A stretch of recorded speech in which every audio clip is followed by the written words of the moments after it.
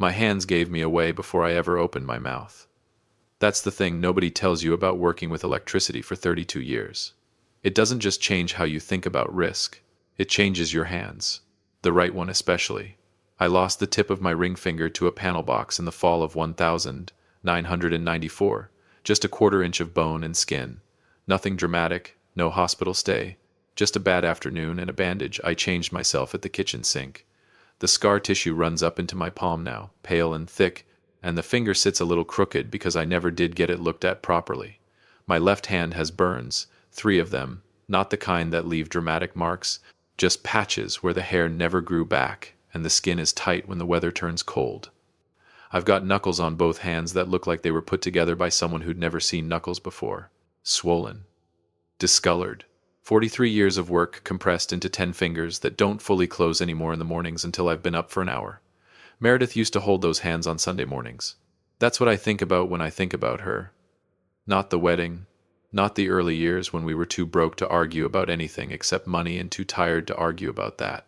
I think about her holding my right hand across the kitchen table before I'd had my coffee, her thumb moving over the scar, not because she was trying to comfort me, but because she said it helped her think. I don't know what she was thinking about. I never asked. That's the kind of man I was. I assumed I knew, and left it at that. I want to say that up front because what I'm about to tell you has a version where I'm the wronged party from start to finish, and I'd be lying if I let you think that. The truth is, I was absent in ways that didn't show up on any calendar. I was home most nights. I coached Lacey's soccer team for 3 years running. I drove her to school, helped with the homework I was equipped to help with, showed up to the things you're supposed to show up to. But there's a kind of presence that has nothing to do with being in the room, and I didn't have it. I was thinking about the next job, the next invoice, the next bid. I was sitting at the dinner table calculating materials cost in my head while my daughter talked about her friends. I don't say that to beat myself up. I say it because it matters to what happened later, and I'd rather tell it myself than have you figure it out on your own and stop trusting me. Lacey was 28 when she got engaged to a man named Daniel Price. They'd been together 4 years. He was a project manager for a logistics firm out of Columbus, wore clothes that looked like they required maintenance, had the kind of handshake that told you more about his opinion of himself than anything he'd ever say directly. I didn't dislike him. That's important too. I didn't dislike Daniel Price. I just didn't think he saw my daughter clearly, and I thought she was moving too fast, and both of those things turned out to be partially wrong in ways I'll get to. My job that summer was to be glad for her, which I was, and to keep my mouth shut about the rest of it, which mostly I did. The engagement happened in May. By June, they'd already set a date for the following October, 14 months out, and Lacey had a binder. I don't know how else to describe it. A white 3-ring binder with tabs and sheet protectors and printed pages of venues and color swatches and budget breakdowns. She brought it to my house on a Saturday afternoon, set it on my kitchen table, and walked me through it like she was presenting a proposal to a client, which, I understood later, was exactly what she was doing. My house. That word matters, and I'll tell you why. Meredith and I divorced in 2009. It was civil, meaning nobody's lawyer had to work very hard, meaning we both knew it was coming, and had quietly prepared for it without ever saying so out loud. She took the house in Maryville, the one we'd bought in 1991 on Orchard Ridge Road, and I took the equity payout and bought myself a smaller place out on Clover Hill, 3 bedrooms, brick exterior, backed up to a tree line. I've been there 16 years now. It's mine. I paid off the mortgage in 2019, and I keep the receipt for that in a fireproof box in my bedroom closet, along with some other papers I'll mention when the time comes. Meredith remarried in 2013. The man's name is Gary Hollander. He sells commercial real estate. Does well at it from what I can tell, drives a Lexus that he replaces every 3 years. He is pleasant in the way that men who sell things for a living learn to be pleasant, which is to say the pleasantness is real but it's also a tool. I don't say that as an insult. I'm just describing what I observed. Gary moved into the house on Orchard Ridge Road, which meant Lacey grew up in the house I built equity in for 18 years with a man named Gary sitting in my chair at the dinner table. I had opinions about that. I kept most of them to myself, which is something I want credit for, even though nobody gives it to you. So Lacey sat in my kitchen in June and walked me through the binder. Venue, catering, flowers, photographer, DJ versus live band, guest list projections, the whole thing. She was thorough. She gets that from me. And at the end of it, she told me what her mother and Gary were contributing, And then she told me what she and Daniel expected from me. The number was $42,000. I didn't say anything for a moment. Not because I didn't have anything to say, but because I was running through the arithmetic on the backside of my head the way I always do, cross-checking it against what I knew about my accounts, my current contracts, the payment schedule on the work I had outstanding. The number wasn't impossible. That's the honest answer. I could have done it. It would have meant not replacing the truck when I needed to, not doing the roof work I'd been putting off, not contributing to my retirement account for the better part of a year, but I could have written the check. I told her I'd think about it. Lacey folded her hands on the table. She has her mother's way of going still when she's about to say something she's been rehearsing. I know that stillness. I've watched it my whole life. She said, "Dad, I want to talk to you about something else too." And I said, "Okay." She said she'd been thinking about the ceremony, about who would walk her down the aisle. She said she'd been going back and forth about it for a while, and she wanted to be honest with me rather than let it come as a surprise later. I said I appreciated that. She took a breath, and she said that she'd decided she wanted Gary to walk her down the aisle. I looked at her, not with anger, not with the thing you might expect, with curiosity, mostly, because I was waiting for the rest of it, the explanation, the context. I thought there was more coming. She said she hoped I understood. I said, "Tell me more about your thinking." What came next was not what I was prepared for. She said, "Dad, I love you, but your hands." She paused. She said the photographer would have to work around them. She said she didn't want the aisle photos to be something she'd have to explain to people. She said Gary had offered and it felt right to her and she'd talked it over with her mother and they both thought it made the most sense. My hands. She said she wasn't trying to hurt me. She said it the way people say things they know are going to hurt, with the words arranged to cushion the landing, and I sat there at my kitchen table where I'd been drinking coffee out of the same mug for going on 6 years, and I looked at my hands on the table in front of me. I want to be careful here about what I tell you I felt in that moment, because I've thought about it a lot since then, and I don't think what I felt first was what you'd expect. I wasn't devastated. I wasn't even angry, not immediately. What I felt first was something closer to recognition, like I'd been handed a piece of information I'd been circling around for a long time without knowing I was circling it. My daughter was embarrassed by me, not by something I'd done, by something I was. I told her I understood, and that was the first mistake. Maybe not the first, but the one that mattered most in the months that followed. I should have said what I actually thought right then, at that kitchen table, before she closed the binder and drove back down to Columbus. But I didn't. I nodded. I said something about wanting her to have the wedding she'd always imagined. She hugged me at the door and said she loved me, and I stood in the doorway and watched her drive away, down Clover Hill Road, and I didn't go back inside for a while. I stood on the porch and looked at my hands. The right one, the one with the crooked finger and the scar. The left one, with the tight patches of skin along the knuckle line. They were the hands of someone who'd spent 32 years keeping the lights on in other people's houses. They were not pretty hands. They had never been pretty hands. But they were the hands that had paid for Lacey's private school tuition for 4 years when Meredith decided public school wasn't good enough. They were the hands that had signed the check for her college tuition, every semester, on time, without a single conversation about how I was managing it. They were the hands that had rebuilt the engine in the car she drove to her first job at 22 because she couldn't afford a different one and I couldn't afford to let her drive an unsafe vehicle. She had never said thank you for any of that. I don't mean she was ungrateful. I mean the word thank you was rarely spoken out loud, the way it is in families where you assume the support is understood. I had assumed it was understood. I went inside and I called my brother Dale. Dale is 3 years younger than me, lives down in Knoxville, ran a plumbing operation for 20 years before he sold it. He has the same kind of hands I do. I described what had happened and Dale was quiet for a minute and then he said, "So what are you going to do?" I said. I told her I understood. He said, "Ray." I said, "I know." He said, "That's not an answer." I said, "No, I know it's not." Here is something about Dale. He doesn't push. He makes a statement and lets it sit. He said, "You've got time to figure it out." And then he changed the subject, and we talked about the Vols prospects for about 20 minutes, and I felt a little better and also not better at all. I did not call Meredith. I want to be clear about that. Whatever conversation was happening between Meredith and Lacey about the wedding and Gary and the aisle, I was not part of it, and I didn't try to insert myself. That was deliberate. The divorce was old enough that Meredith and I had reached the place where we could be in the same room at Lacey's birthday, without it being a performance, but we were not people who called each other to process things. We had not been those people even when we were married. It was one of the larger failures, in retrospect. Over the next 3 weeks I did some thinking that I can only describe as slow. The kind of thinking you do while you're working, while your hands are busy with something that doesn't need your full brain. I was doing a service panel upgrade on a house in Powell that July, 3 days of work, and I spent most of it going back over the conversation with Lacey, taking it apart.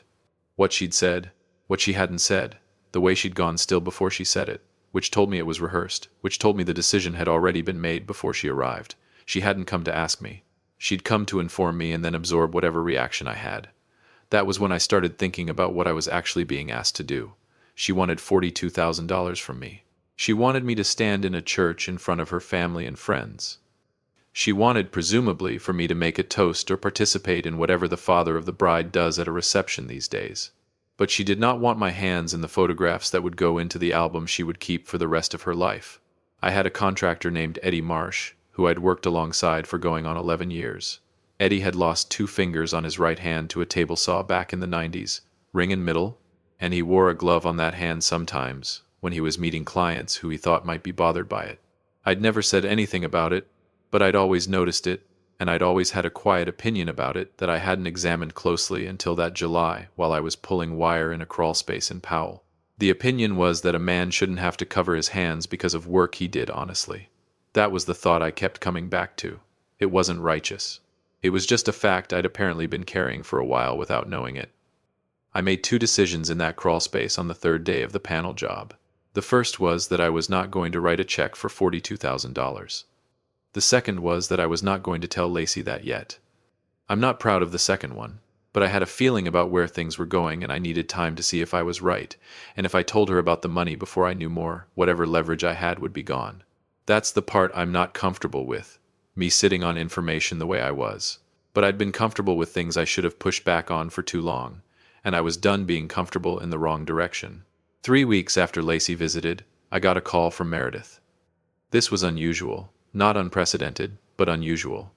Meredith called me directly maybe 3 or 4 times a year, and it was always about Lacey, always something she'd decided I should know about as the other parent, even when I was technically out of the loop. She was conscientious that way. I'd give her that. She said she was calling because she was worried about Lacey. I said, "What kind of worried?" She said, "The financial kind." She said the wedding budget had expanded since the original projection and that she and Gary had already committed to a certain amount and that she'd been hoping I would come through with the full $42,000. I told her I was still thinking about it. There was a pause. Then Meredith said, "Ray, Lacey's already put deposits down in a few places based on that money being available." I said, "She told me she needed an answer by August 15th. Meredith said, "I know what she told you. I'm telling you what's already happening on the ground." That was a Meredith thing to say. She always had a clearer picture of what was actually happening than the picture being officially presented, and she wasn't subtle about the gap. It was something I'd loved about her when we were young and found frustrating when we were older and now just recognized as a feature of who she was. I said, "Meredith, did you know about the aisle thing before Lacey talked to me about it?" Another pause. Shorter this time. She said, "I knew she was going to talk to you about it, yes." I said, "And what did you tell her?" She said, "I told her it was her wedding and she should make the choice that felt right to her." I said, "Okay." She said, "Ray, I know how that sounds." I said, "I know you do." She said, "Gary has been in her life for 15 years. That's just a fact." I said, "I know it's a fact." I said, "I'll let you know about the money by the 15th. We hung up. I sat in my truck for a minute in the driveway of the Powell house, the engine running, the radio off. The number 15 was sitting in my head. Gary had been in Lacey's life for 15 years. That was true. He'd been there every day, at the house on Orchard Ridge, driving her to things after the divorce, showing up at the school events that I sometimes couldn't make because I had jobs I couldn't reschedule. He'd been there in the way that a man who sells commercial real estate in Columbus is available, which is more flexibly than a man running a 2-person electrical operation in Maryville. I'd always known this on some level. I just hadn't understood what it added up to. The problem was I couldn't tell yet if Lacey's decision was about love or about aesthetics. I didn't know if she genuinely felt closer to Gary than to me, which would be painful but which I would have to reckon with honestly, or if what she'd said about the hands was the actual reason, which meant something else entirely. I drove home. I did something that evening that I want to tell you about because it matters later. I went into my bedroom and I opened the fireproof box in the closet and I took out the papers that were in it, and I laid them on the bed, and I sat on the edge of the mattress and I went through them one by one. The paid-off mortgage, my retirement account statements, the deed to a piece of property up in Granger County that I'd bought in 2017, 46 acres of timber land on the slope of a ridge, something I'd wanted since I was young, the kind of land you buy when you finally have enough put away that you can afford to think about what you actually want. My life insurance policy, a copy of my will, drafted in 2018, naming Lacey as the sole beneficiary of everything I owned. I put the papers back in the box. I didn't change anything that night. I just looked at them. But something had shifted. Not against Lacey. I want to be clear about that. Not anger. More like the slow adjustment of a level when you've been setting it on ground you thought was flat and you're starting to wonder about the ground. I called Dale again. I told him about the conversation with Meredith, about the deposits Lacey had already put down, about the 15 years. Dale said, "So she's counting on your money, but not on you." I said, "That's one way to put it." He said, "Ray, what do you want to do?" I said I didn't know yet, but I told him there was something I needed to find out first. He asked what. I told him I didn't want to say it out loud until I was more sure. He said, "Okay." Then he said, "For what it's worth, whatever you decide, I'll back you up." That was the whole conversation. But I kept it with me because there are periods in your life when the only thing that keeps you operating like a reasonable person is knowing that one other human being in the world is on your side regardless of the outcome. And Dale has always been that person for me. August came. I did not call Lacey. She called me on the 12th, 3 days before her deadline, and she asked if I'd made a decision about the money. I said I had. She asked what it was. I said I'd send her a check, but it wouldn't be $42,000. I told her I'd send $20,000, and that was what I had available. The silence on the other end of the line was not the silence of a young woman reconsidering her budget. It was the silence of a young woman who had done her planning based on a number and was now recalculating. She said, "Dad, we've already made commitments based on the full amount." I said, "I understand that. I'm sorry it didn't work out to the full amount. 20,000 is what I can do." She said, "Gary and Mom are covering their share. You're the only one who's short." I noticed she'd said short, not different or less. Short, like I'd failed to meet a standard. I said, "I know, Lacey. 20,000 is the number." After she got off the phone, I sat with what I'd done. I hadn't lied to her. I had the money. I'd told her I had 20,000 available, which was technically true, because I'd moved the rest of it into an account she didn't know about. I don't feel good about that. But I'd watched what happened when I handed over things I had without being asked to, and I'd decided I was going to make her work for it this time. Not out of meanness. Out of something I was still in the process of understanding about myself and about what I'd been doing wrong for the past 20 years. She called back 2 hours later. She said, "Okay, 20,000, and Gary is going to make up the difference." I said, "Okay." She said, "Are you going to be okay at the wedding, Dad, about the aisle?" I said, "I'll be there, Lacey." She said, "I love you." I said I loved her too. I hung up, and I stood at the kitchen window and looked out at the tree line behind the house, which I'd been looking at for 16 years now, and I thought about the fact that Gary Hollander was going to make up the difference between what I'd offered and what my daughter needed. I thought, he's buying the aisle. And then I thought, and she's letting him. And then I thought about what that said about both of them, and about me, and about what I'd built and what I'd failed to build over the course of a life that wasn't finished yet. The rehearsal dinner was in late September of the following year. I drove down to Columbus on a Friday afternoon, checked into the hotel Lacey had reserved a block of rooms at, put on the clothes I'd bought specifically for the weekend because the ones I owned didn't look right for the occasion. I sat at the rehearsal dinner at a long table in a private room at a restaurant downtown, and I watched Gary Hollander practice walking my daughter down the aisle. He was smooth about it. I'll give him that. He offered his arm, she took it, they walked the length of the restaurant floor between the tables, and the wedding planner gave them notes, and they did it again. Gary laughed at something the wedding planner said. Lacey laughed too. They looked comfortable together. I was sitting at the table with a glass of water, and I was watching my hands. The ceremony was at a place called Ashford Hall, which was about 20 minutes outside Columbus off of Route 33, a converted estate that rented itself out for exactly this kind of occasion. White fence along the drive, manicured grounds, a garden area in the back where they did outdoor ceremonies when the weather cooperated. October in central Ohio cooperated that year. It was 58 degrees and clear, the kind of fall day that looks like someone arranged it. I arrived an hour before the ceremony started because Lacey had asked me to. Not because I had a role in the proceedings, not to take pictures or greet guests, just to be there early because she wanted family present while she got ready. I think she meant it as a kindness. I took it as one. The bridal suite was on the second floor of the main building, a room with tall windows and good light and a lot of women moving around in various states of preparation. Meredith was there, her hair done, a pale blue dress I'd never seen, and she looked at me when I came in the doorway and she said, "Ray," and nodded in a way that covered a lot of ground without going into any of it. I nodded back. That's the language Meredith and I have spoken for 16 years and we're both fluent. Lacey was at the mirror when I came in, and she turned and she looked at me and she said, "Dad." She was beautiful. I want to say that plainly because it's the truth, and it's not complicated.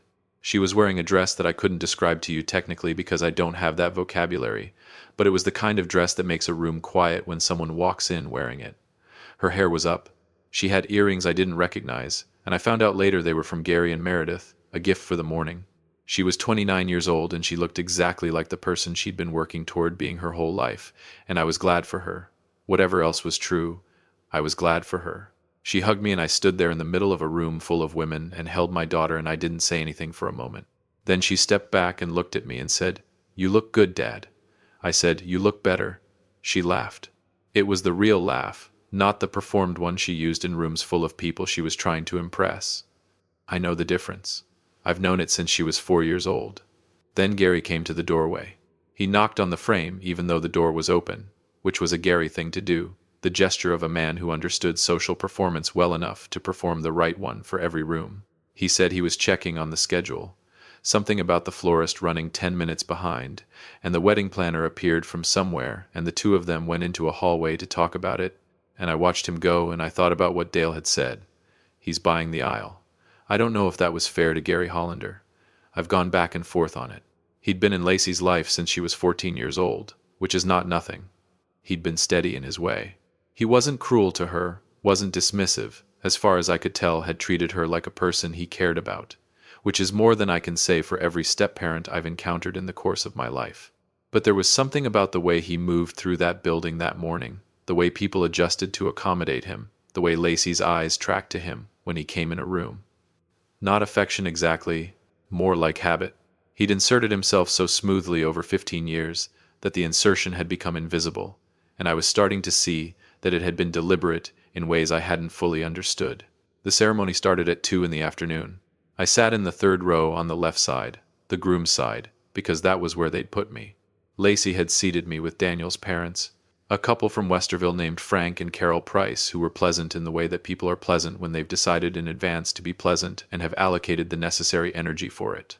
Frank was a retired pharmacist. Carol taught elementary school and was wearing a hat that took up more room than she'd probably planned for. I made small talk with them about the drive down and the weather and the venue. When the doors opened at the back of the garden and the processional music started, I turned like everyone else. Lacey came through the doors on Gary Hollander's arm. She was looking straight ahead at Daniel, who was standing at the front with his groomsmen doing the thing men do when they're trying not to show that they're overwhelmed, which is to stand very straight and breathe carefully. When Lacey came through those doors, he forgot about standing straight. I watched him see her. Whatever else I thought about Daniel Price, I believed that in that moment he loved my daughter. Some things you can tell. Gary walked her up the aisle with his shoulders back and his free hand at his side. He smiled at people he recognized as they passed. When they reached the front, he put Lacey's hand in Daniel's hand, and the officiant said the words about who presents this woman, and Gary said, "Her mother and I do," and then he stepped to the side and took his seat in the front row next to Meredith. "Her mother and I do."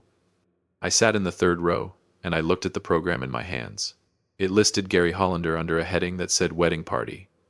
There was a photo on the inside page, a professional shot of the wedding party taken at a preview session a few weeks earlier.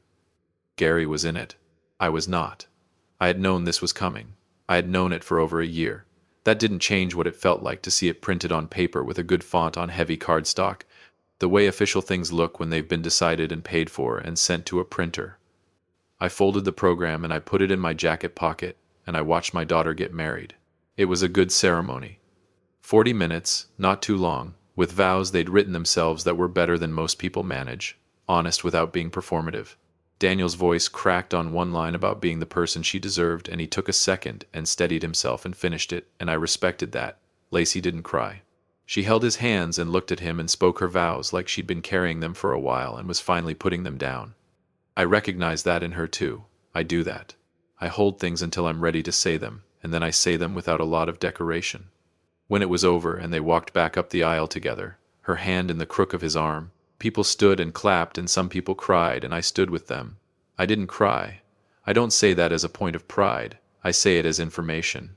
At the reception I was seated at a table with Dale and his wife Carla, who had driven up from Knoxville, and two cousins from my mother's side who I see at funerals and weddings and not much else. Dale sat next to me and didn't say anything for a while. He's good at that. We ate the salad course and I drank one glass of wine slowly, and we watched the room do what rooms do at receptions. The toasts happened after the first course. Daniel's best man went first, a college friend named Marcus, who had clearly worked on his remarks and delivered them with the kind of confidence that suggested he'd been waiting for a significant occasion to prove he was good at this. Then the maid of honor, a woman named Priya who had been Lacey's closest friend since graduate school, who went off her notes partway through and said something so specific and true about Lacey that people who didn't even know Lacey well looked moved by it. Then Gary stood up. He had a glass of champagne and he adjusted the microphone and he cleared his throat once and then he spoke for about 4 minutes, and I'm going to tell you what he said because it matters, not the whole thing but the shape of it. He talked about meeting Lacey when she was 14, and what she'd been like. A phrase he used was all edges, which got a laugh. He talked about watching her grow up, and how proud he was, and how Daniel was getting the best thing Gary had ever had the privilege of watching become what she was. He talked about Meredith and said she'd made him a better man, and that between the two of them he felt like he'd gotten more than he deserved. He didn't mention me. 4 minutes. My daughter's wedding toast. He talked about meeting her at 14, about the 15 years, about the family they'd made on Orchard Ridge Road, and my name did not come up once. I looked at Dale. Dale was looking at the table. After Gary sat down, there was a pause. A small organizational moment where the DJ adjusted something and the wedding planner conferred with someone. And in that pause, Lacey looked over from the head table and found me in the room. Just for a second. She looked at me, and I looked at her, and something passed between us that I couldn't name exactly, but that I knew was important. Then she looked away. I didn't give a toast. I hadn't been asked to. The dinner went on. Music started. People danced. I danced with Carla once, because she asked me to, and Dale gave me a look that meant he appreciated it. I shook Daniel's hand during the part of the evening when people circulate and told him I was glad to have him in the family, which I meant to the degree I could mean it at that stage. He looked me in the eye when I said it, which was more than some men manage, and he said, "Thank you, Ray. I know today was a lot," and I thought that was an interesting thing for him to say and filed it away. I did not see Gary alone at any point during the reception. But here is what I did see. And I want to be precise about it because it was the thing that started to clarify what I'd been sensing since June of the previous year. Toward the end of the evening, after the cake, when the crowd was thinning and the older guests were saying their goodbyes, I went to get a glass of water from the bar, and I passed the corridor that led to the restrooms. Gary was standing at the end of the corridor with his back partly toward me, talking on his phone. He wasn't loud, he wasn't agitated. He was doing the thing he always did, which was speaking in the measured tone of a man who's managed enough transactions to know that tone closes deals. I wasn't close enough to hear everything, but I heard 2 things clearly. I heard him say, "She doesn't need to know about the account right now." And I heard him say, "By the time this is relevant, everything will already be in order." He hung up. He turned back toward the reception and saw me in the corridor, and his face did the thing his face does, which is to reassemble itself quickly into pleasantness. He said, "Great party." I said yes it was and walked back to the main room. I sat down next to Dale. I said, "I need to tell you something and I need you to not react." Dale said okay. I told him what I'd heard. Dale picked up his water glass and drank from it slowly. Then he said, "What account?" I said, "That's the question." He said, "You think it's Meredith's account?" I said, "I don't know yet." He said, "Ray." I said, "I know."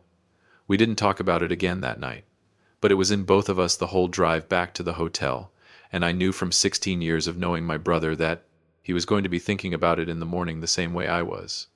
The thing you have to understand about Gary Hollander is that I'd made a mistake about him for 15 years. I'd thought of him as a pleasant nullity, a background figure, someone Lacey's life had grown around the way a plant grows around a fence post, present but structural. Not a person with strategy. I'd been wrong about that. The account thing sat in my head all winter. I didn't do anything about it immediately, which was partly patience and partly the fact that I didn't know what to do about it yet. I went home to Maryville. I finished out the year's contracts. I did the roof work I'd been putting off. I thought about the phone call in the corridor and the phrase, "By the time this is relevant," and I tried to figure out what that meant and what it was supposed to be relevant to. In December, I had a conversation with a man named Phil Garrett, who does estate and asset work out of an office in Knoxville, and who Dale had used for his own paperwork when he sold the plumbing operation. I told Phil some things and asked him some questions, and he told me some things back, not legal advice exactly, more orientation, the kind of conversation where a knowledgeable person helps you understand what questions to ask. When I left his office, I sat in my truck in the parking structure on Gay Street for a few minutes and let what he'd told me settle. Then I drove to Dale's house, and we ate dinner with Carla, and after dinner Dale and I sat on his back porch, and I told him what Phil had said. Dale said, "So Gary's been moving money." I said, "That's one interpretation. The other interpretation is that it's unrelated to Meredith entirely, and I overheard something that had nothing to do with us." Dale said, "Do you believe that interpretation?" I said, "No." He said, "So what do you do?" I said, "I make some calls. Let me tell you what I mean by some calls. I am not a man with a lot of connections in the financial or legal world. What I have is 32 years of doing electrical work for people, which means I have walked through a lot of houses and businesses, and I know a lot of people in a range of occupations who remember me because I showed up on time and did good work and didn't overcharge them. One of those people was a woman named Donna Beach, who I'd rewired a rental property for back in 2015, and who worked as a paralegal at a firm in Knoxville that handled, among other things, asset protection and divorce proceedings. I called Donna in January.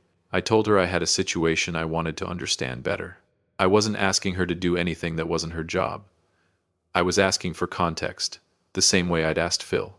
She gave me an hour of her time over 2 phone calls, and at the end of it, I had a clearer picture of what kinds of arrangements were possible and what kinds of signs you looked for.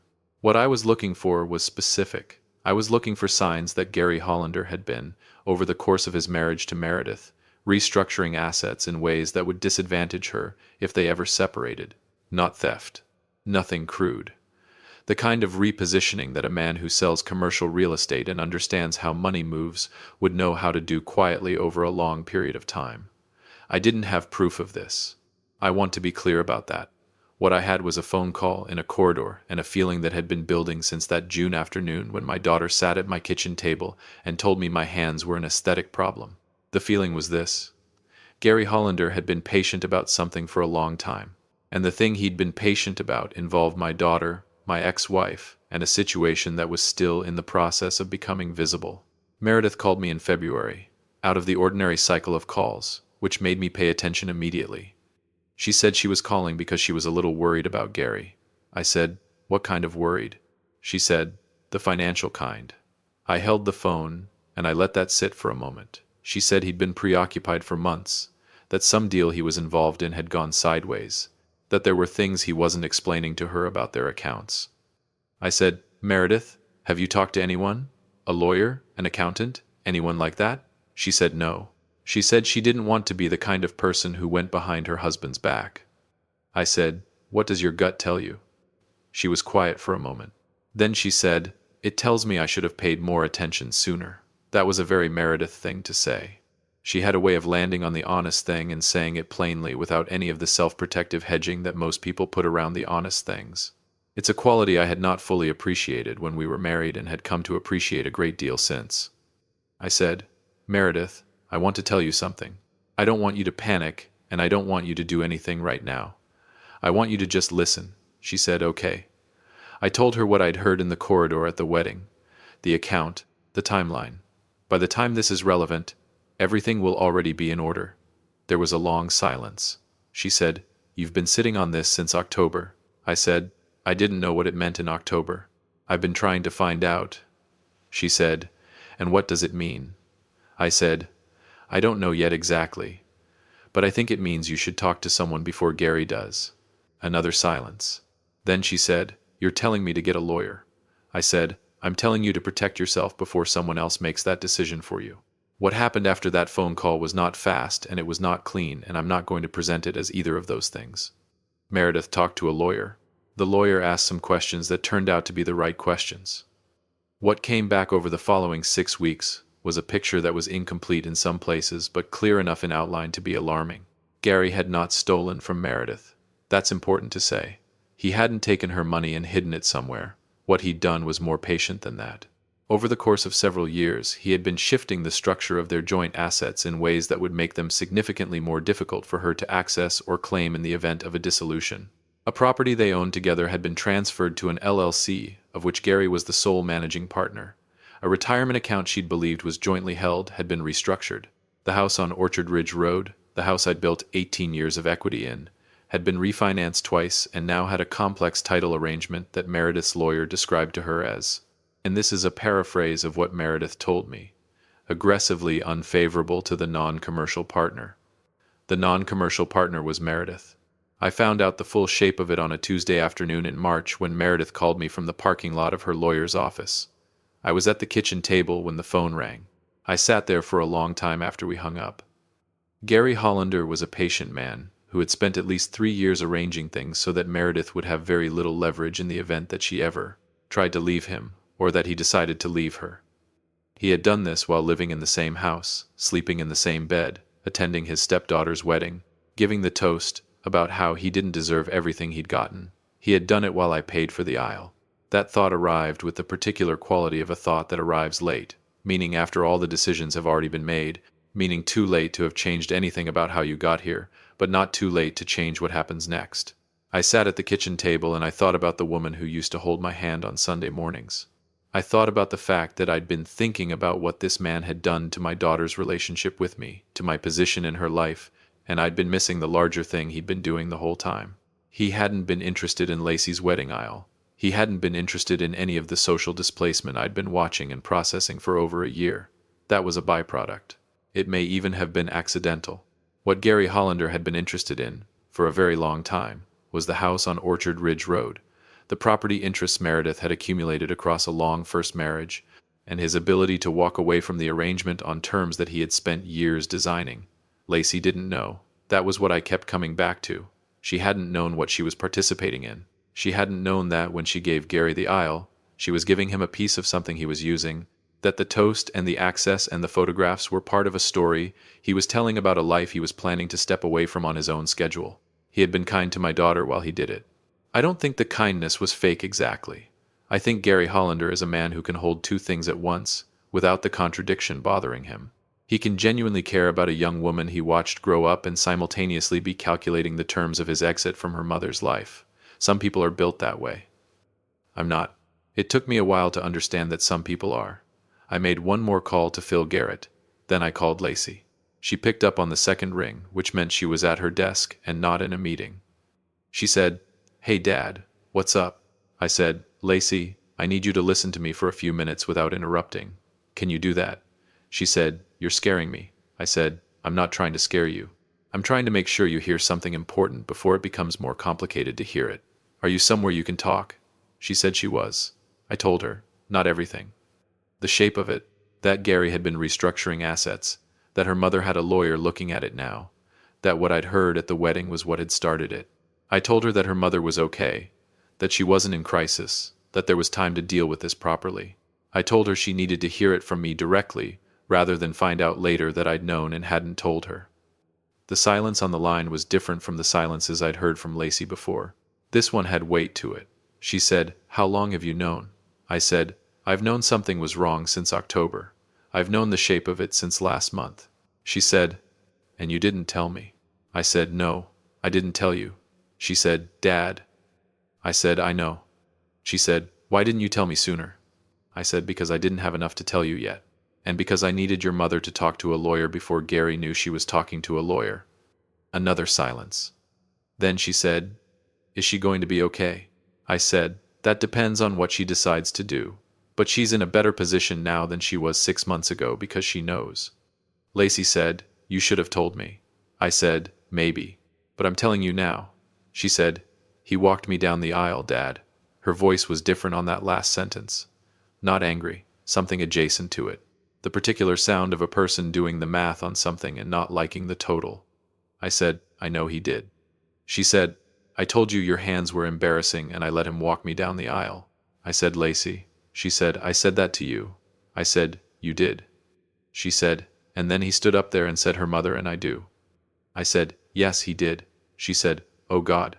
I said, "Hey, this isn't about the aisle. That's not what this is." She said, "But it's part of it." I said, "Lacey, what Gary did to your mother's finances is a separate thing from what happened at your wedding. I need you to keep those two things separate in your head." She said, "Can I call you back?" I said, "Of course." She hung up. I put the phone down on the table and I looked out at the tree line, and I waited. She called back 47 minutes later. I know because I watched the clock. She said, "I need to talk to Gary." I said, "Lacey." She said, "Not about what you told me. I know I can't do that yet. I just need to see him." I said, "Lacey, I need you to be careful." She said, "I know, Dad. I'll be careful." Then she said, "I'm sorry. About what I said. About your hands."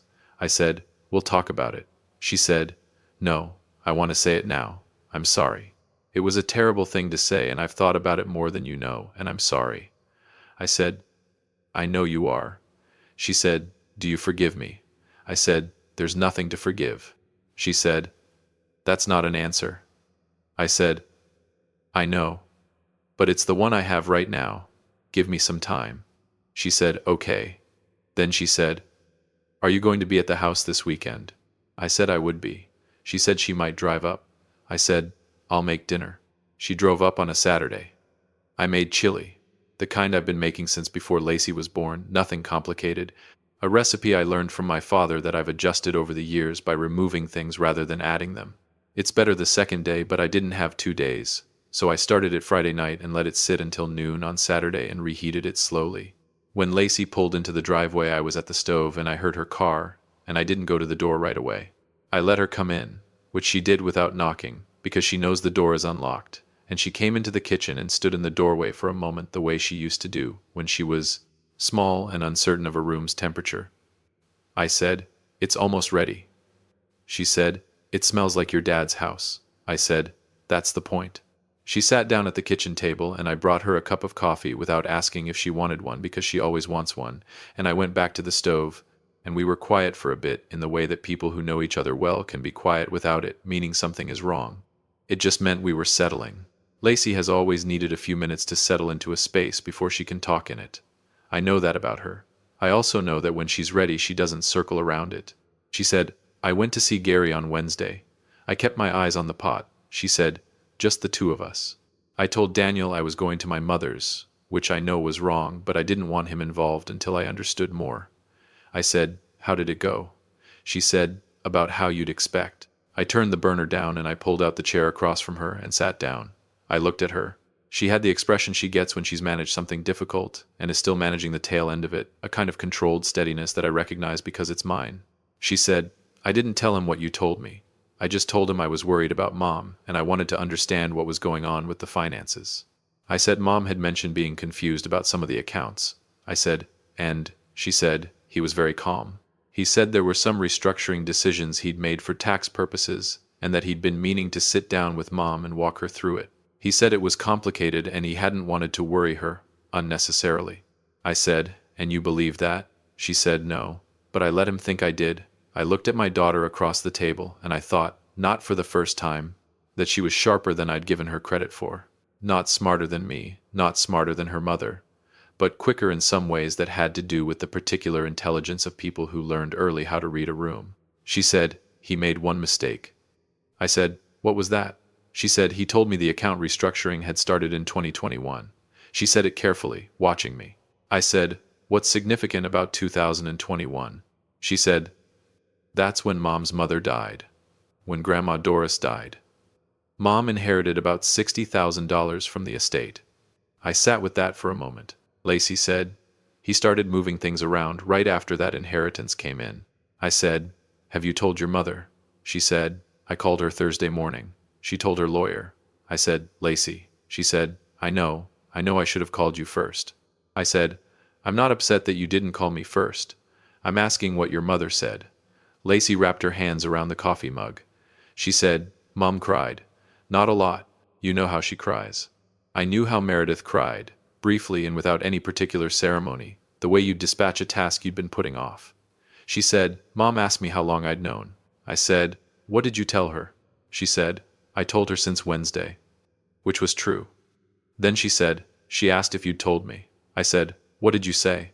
Lacey looked at me across the table. She said, I told her yes, that you'd found out something at the wedding, and you'd been protecting her while you figured out what it was. I said, that's a generous interpretation. She said, is it wrong? I thought about it.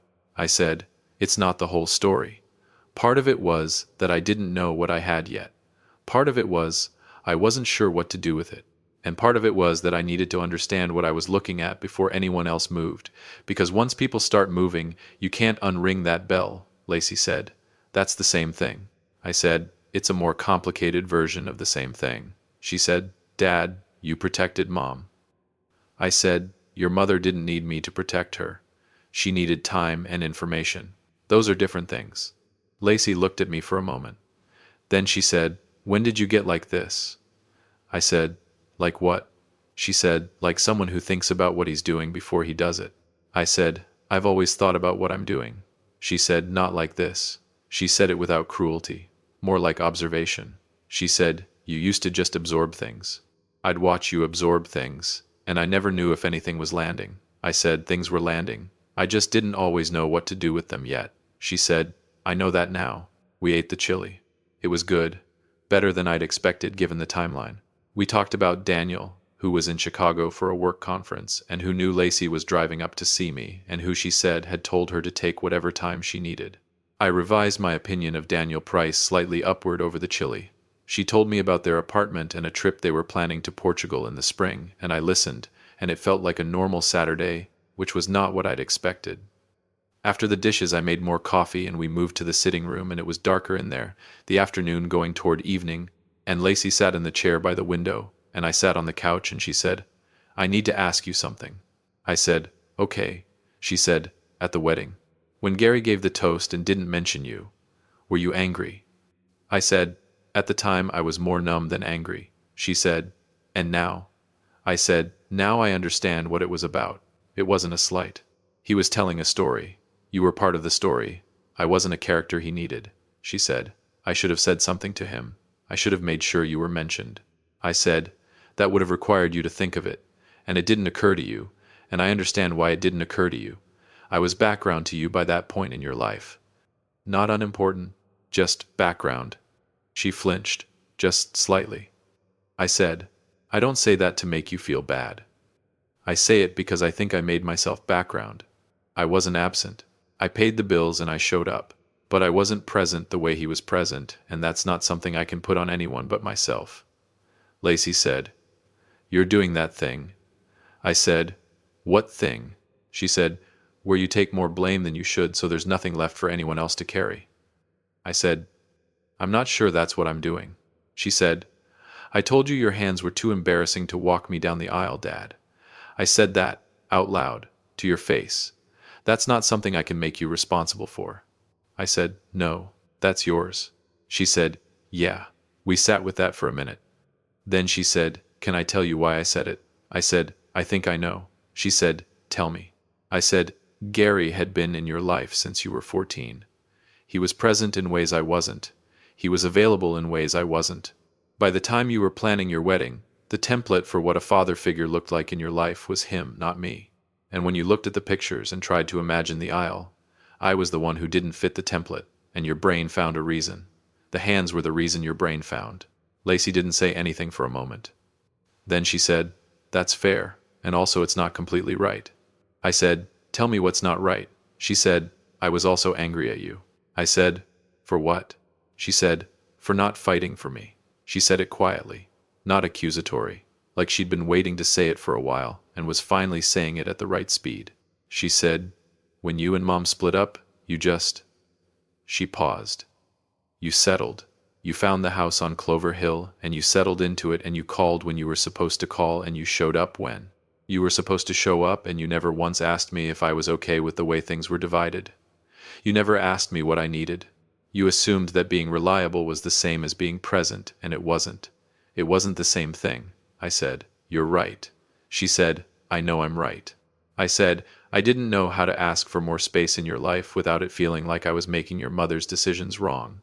I didn't want to put you in the middle of something." She said, "I was already in the middle. I was 15 years old, and I was already in the middle. You not fighting just meant I was in the middle alone." I said, "Lacey." She said, "I'm not trying to start a fight." I said, "I know you're not." She said, "I let Gary walk me down the aisle because he was the person who'd been there. And I said that thing about your hands because I was angry, and I needed a reason that wasn't about the anger. And I've thought about it almost every day since, and I'm sorry." I said, "I know." She said, "I need you to actually forgive me. Not the, I don't need forgiving version. I need the real one." I looked at my hands on my knees for a moment. The right one. The crooked finger. The scar. I said, "I forgive you." She said, "Okay." I said, "And I need you to hear something from me. I was absent in ways that mattered. Not physically, but in the ways that count. I was calculating materials cost while you were talking to me at the dinner table. I was present enough to meet the obligation and not present enough to meet you. I knew it while I was doing it, and I kept telling myself I'd fix it later, and later became the thing it always becomes." She said, "I know." I said, "I'm telling you anyway. Because you needed to say your part, and I need to say mine, and we're not going to be able to start fresh until both parts are said." She said, "Okay." I said, "Okay." She got up and came over to the couch and sat down next to me and leaned her head on my shoulder the way she used to do when she was small, before she got too old for it, and I sat there, and I didn't say anything, and she didn't say anything, and outside the tree line was going dark against the last of the afternoon, and it was the best I'd felt since before the June afternoon when she'd come to my kitchen with her binder. We sat there for a while. Then she said, "What's going to happen with Mom?" I said, "That depends on your mother." She said, "And Gary?" I said, "Gary's going to do what Gary does, which is try to manage the situation. But he made his move at the wrong time. The inheritance is recent enough that the restructuring is visible and recent enough that a court would look at the timing." She said, "Is he going to fight it?" I said, "I think he's going to try to settle quietly. He doesn't want scrutiny. The whole strategy depended on Meredith not looking closely, and she's looking closely now." Lacey said, "Because of you." I said, "Because of what I heard in the corridor." "Yes." She said, "Gary's going to know it came from you." I said, "Probably." She said, "Are you okay with that?" I said, "I'm fine with it." She said, "I mean with what he might do. He's not a man who just lets things go." I said, "Neither am I. That's something I used to be, and I'm not anymore." She was quiet for a moment.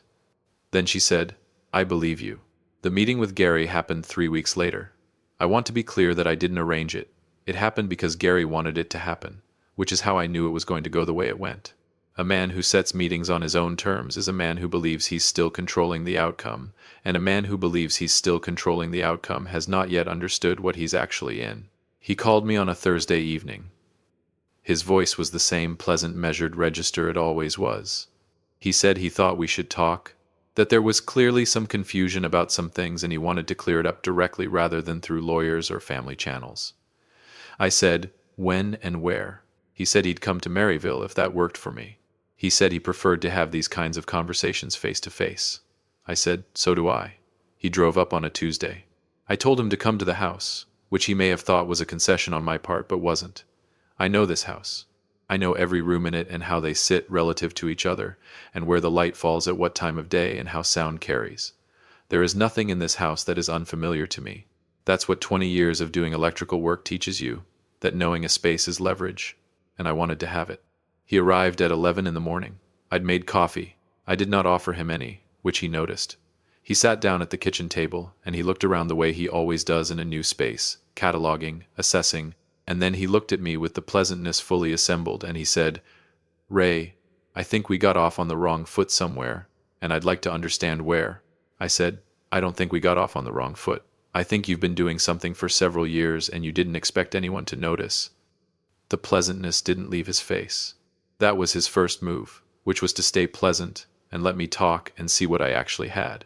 He said, I understand that the situation with Meredith looks concerning from the outside. I want to explain to you that the financial decisions I've made have been about protecting our shared assets, not about disadvantaging Meredith in any way. I said, the LLC that holds the Hendricks County property. When did that get set up? He said, 2022. For liability purposes, which is standard practice. I said, and Meredith's name isn't on it. He said, the managing structure of an LLC doesn't have to include both spouses. I said, and the refinancing of the house. He said, interest rates were favorable. I said, and the restructuring of the retirement account. He said, that was a rollover that made financial sense at the time. I said, in March of 2021. 2 months after Meredith's mother died, and the inheritance cleared. The pleasantness recalibrated slightly, not gone, just adjusted. He said, Ray, I understand why the timing looks suspicious. But I want you to think about what you're actually suggesting. That I spent years of my marriage planning to disadvantage my wife. Does that sound like the man you've known for 15 years? I said, honestly, Gary, you don't want me to answer that. He said, I think you've made some assumptions based on a phone call you overheard at a wedding reception, and you've built a narrative around them that isn't accurate. I said, what account were you talking about on that phone call? He said, I don't know what call you're referring to. I said, the corridor at Ashford Hall, October. You said she doesn't need to know about the account right now. He said, I make a lot of calls. I said, this one was about an account that Meredith didn't know about, and you said that by the time it was relevant, everything would already be in order. He looked at me. The pleasantness was fully recalibrated now, not gone, but doing different work, and what it was doing was assessing whether I had more than this. He said, Ray, I came here because I respect you, and I thought we could have a direct conversation. What I'm hearing is that you've been talking to lawyers and building a case against me based on some assumption you made from a partial conversation. I said, I'm not building a case. Your wife's lawyer is doing that. He said, Meredith and I are going to work through this. I said, maybe, but she knows about the inheritance timing now, and the LLC, and the retirement account, and her lawyer knows about all of it too, and Lacey knows. That's a different situation than the one you were in 6 months ago. Something moved across his face, not anger. I want to be precise here because it matters. Not anger, not guilt, not fear exactly. It was the expression of a man who has been running a long calculation, and has just discovered that one of the variables he was certain of is actually a question mark. Gary Hollander was a man who had built a careful arrangement, and the arrangement had depended on Meredith not looking, and Lacey not knowing, and me being the background figure that everyone had treated me as for 15 years. He said, Lacey shouldn't be involved in this. I said, Lacey's a grown woman. She makes her own decisions about what she's involved in. He said, you brought her into this. I said, I told her what I knew. She decided what to do with it. That's different from bringing her in. He said, you've put her in the middle of her parents' marriage. I said, that's a generous way to describe what you've put her in the middle of. He said, Ray. I said, Gary. You gave a toast at my daughter's wedding, where you said her mother and I do, as though you'd been her father her whole life. And while you were doing that, you were moving money around that belongs to her mother. I want you to understand that I know the shape of what you did. I'm not going to pretend I don't know it. He said, I haven't done anything illegal. I said, I didn't say you did. He said, Meredith and I have a good marriage. I said, I think you have a marriage that's been convenient for you and that you've been preparing to exit on terms you control. I think you're very good at things being convenient for you. He said, and you're not. I said, no, I'm not. I've never been very good at making things convenient for myself. It's probably my biggest flaw. He looked at me. And for one moment the pleasantness was entirely absent, and I saw what was underneath it, which was not malice exactly. More like the particular weariness of a man who has managed surfaces for so long that he's not entirely sure there's anything under them. He said, you know she was going to leave you eventually anyway. Whatever I did or didn't do, you understand that? I said, yes, I know that. He said, so what exactly is your grievance? I said, I don't have a grievance, Gary. I have a daughter who deserves to know who her stepfather is. And I have an ex-wife who deserves to make decisions about her marriage with accurate information. That's all I have. That and what I heard in the corridor. He said, that call was about a business account that has nothing to do with Meredith. I said, then explain it to her lawyer. He said, I will. I said, good. He stood up. He was still put together. The shirt pressed, the posture right, the car in my driveway still gleaming. None of what had just happened showed on him the way it would have shown on me. He was that kind of man. He said, "I hope you know this is going to complicate your relationship with Lacey." I said, "Lacey and I are fine." He said, "She's going to be caught between her mother and me for however long this takes to sort out. You've put yourself in the middle of that." I said, "I'll take that." He said, "Ray." He said it like it was a sentence by itself, like my name explained something about the situation. Then he picked up his keys from the table and walked to the front door and let himself out.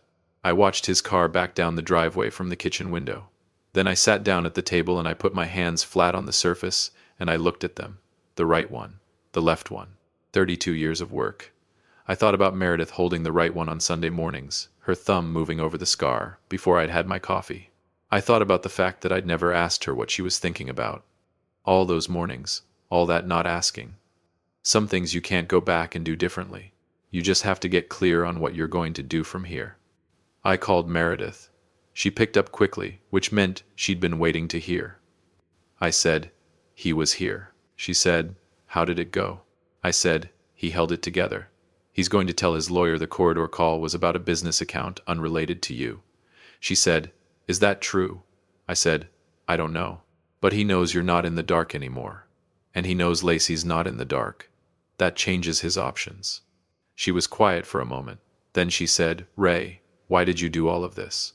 I said, "Because you held my hand on Sunday mornings, and I never said thank you for it." "That's a terrible reason, but it's the true one."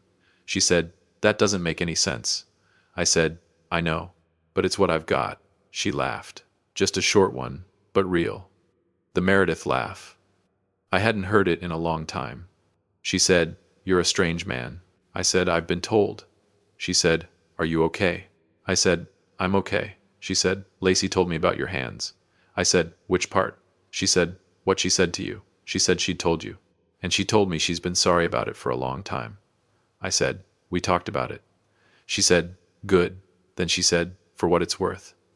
I always liked your hands." I said, "I know." She said, "I should go. I have a call with the lawyer at 3. I said, "Okay." She said, "Thank you, Ray." I said, "Don't." She said, "I'm going to anyway." We hung up. I stayed at the table for a while after that. The house was quiet. It's always quiet in the afternoons out here on Clover Hill, just the wind in the tree line and sometimes a bird. I've been listening to that quiet for 16 years. I've never minded it. Here's what I know now that I didn't know a year ago. Gary and Meredith's situation is still working through. Lawyers, paperwork, the slow machinery of people separating what they built together. It's not resolved. I don't know how it ends, and I'm not going to tell you I do. What I know is that Meredith is making decisions from a position of knowing what she's deciding about, which is all I could give her. I went to Columbus in November and had dinner with Lacey and Daniel at their apartment. Daniel made pasta from scratch, which I didn't expect, and it was excellent, and we sat at their kitchen table and talked for 3 hours about everything and nothing. And at the end of the night, Lacey walked me to my truck in the parking garage and she put her arms around me. And I held her for a moment and she said, "I'm glad you told me." I said, "Me too." She stepped back and looked at me and said, "Daniel wants to know if you'll come for Christmas." I said, "What do you want?" She said, "I'm asking, aren't I?" I said I'd be there. She nodded. Then she looked down at my hands and she took the right one, the crooked-fingered one, the scarred one, and she held it for a moment the way her mother used to on Sunday mornings, not to comfort, just to hold. She didn't say anything. I didn't either. Some things don't need the words on top of them. You just have to be there long enough to let them be true. I drove back to Maryville on the highway, Interstate 71 north to 270 west to 33, the way I'd driven it a dozen times now, familiar enough that my hands knew it without consulting me. The right hand, the left hand. On the wheel in the dark, I've made my peace with what they look like. I always knew what they were,